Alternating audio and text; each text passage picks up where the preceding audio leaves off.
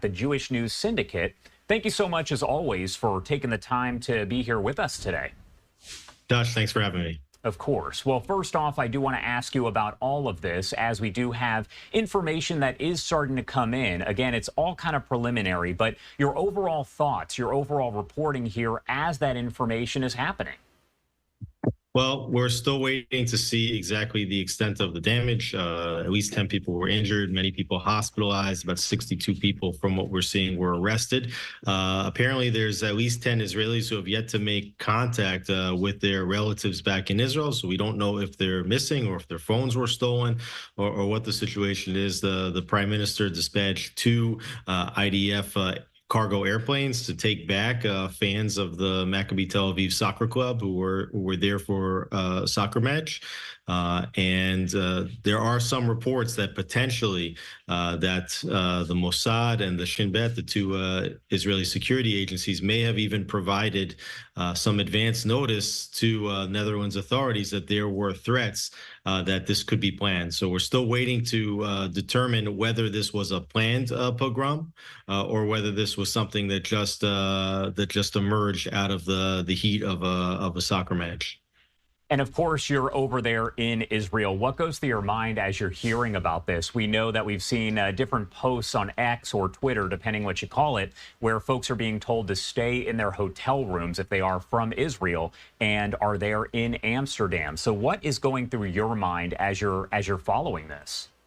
Well, you know, feeling that anti-Semitism has been on the rise around the world, including in the United States, but certainly in Western Europe, especially as there have been, growing Muslim populations in Western Europe over the last 2 decades. And the situation for many Jews there is much less safe than it was previously. And a feeling among many in Israel that even while we do face some of the same challenges security-wise as they do in other places, that Israel is perhaps the safest country in the world for Jews today.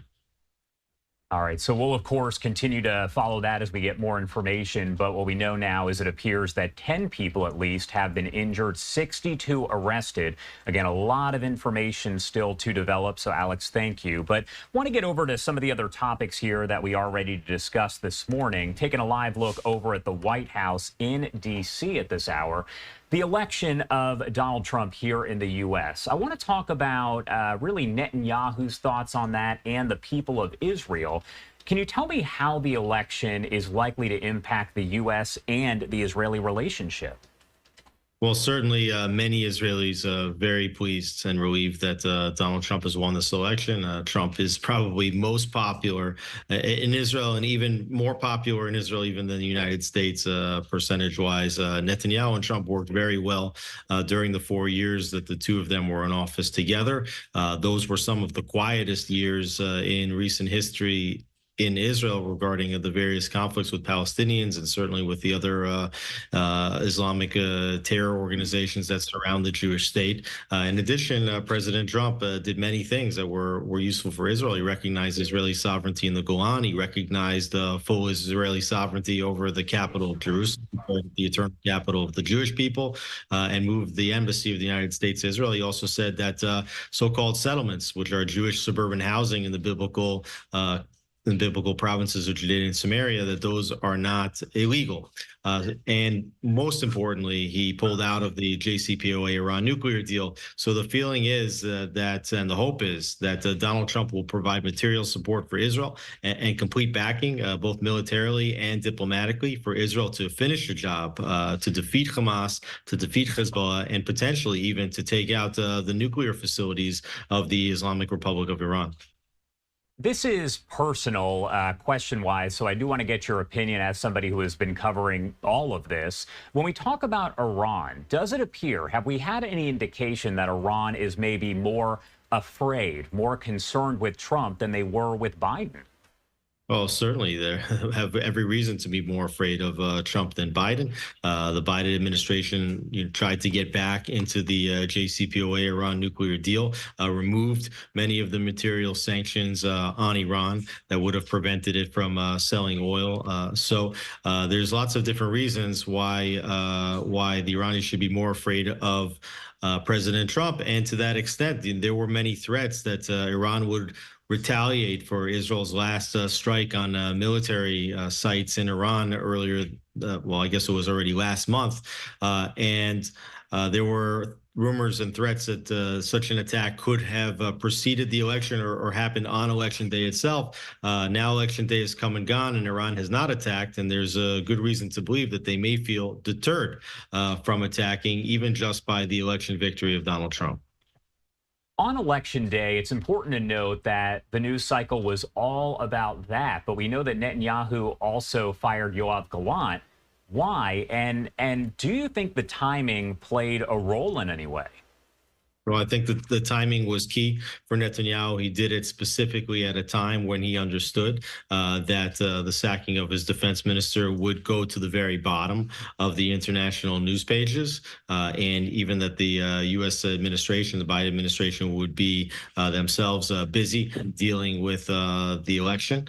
Netanyahu fired Gallant for many different reasons. I mean, he proved himself to be insubordinate to the prime minister on multiple occasions, dating back all the way to the previous summer, over a year ago, with the judicial reform protests. But it happened on other occasions as well. But more importantly, I think, is that there was just a very big difference of opinion regarding how to conduct the war. There was recently a vote in the cabinet about whether the IDF should evacuate the Philadelphia corridor, which is the border between Gaza and Egypt. The cabinet voted 8-1 against in favor of remaining in the corridor.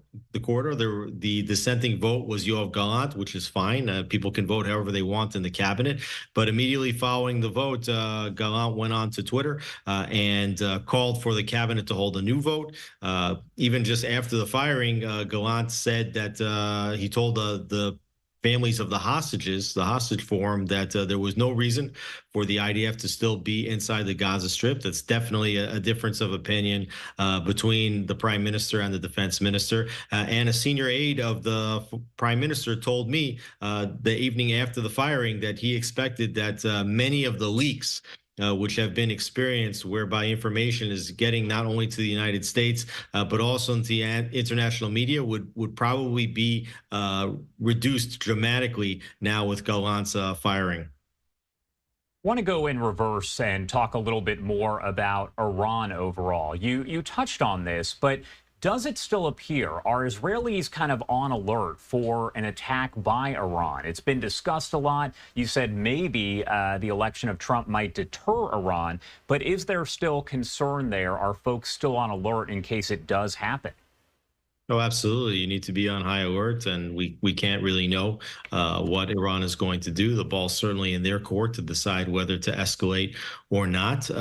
But the feeling here is that at this point, that Israel will have more backing in order to neutralize that threat once and for all. A good chance that Netanyahu and Trump have already discussed the basics of an approach towards Iran. Could be a coalition of militaries that seek to remove the Iranian nuclear threat once and for all, and potentially to overthrow the regime in Iran. So Iran probably now trying to recalculate how they're going to conduct the war, maybe try to give the Trump administration the sense that they are willing now to calm down. At the same time, they may go forward. As far as Israel's concerned, Iran has already done more than enough to warrant a massive military response, both for the large ballistic missile attacks directly from their territory and from funding and supporting these terrorist organizations from 6 different countries that have been attacking Israel for the last 13 months. All right. Alex Traiman with the Jewish News Syndicate. As always, thank you so much for taking the time to join us and help break it all down. So many things to discuss here. Anything else you want to add before I let you go? Well, certainly Israelis are very happy with the election of President Trump. And now Israelis also looking out to see what could happen in this period between the election and Inauguration Day. The Biden administration is still in control. And we recall in the last days when Obama was moving out of office in this sort of lame duck period between the election and the inauguration, there could be many diplomatic diplomatic moves taken by the United States, taken by the UN Security Council, taken by the International Criminal Court or the International Court of Justice against Israel. And the United States may allow all of these to go through without preventing them. It could be that President Trump could already issue threats to these organizations to think twice about taking this period of time in order to inflict harm on the state of Israel before he comes into office. All right, Alex, thank you again for being here with us today and providing that great insight. We appreciate it. Josh, thanks so much for having me. And I do want to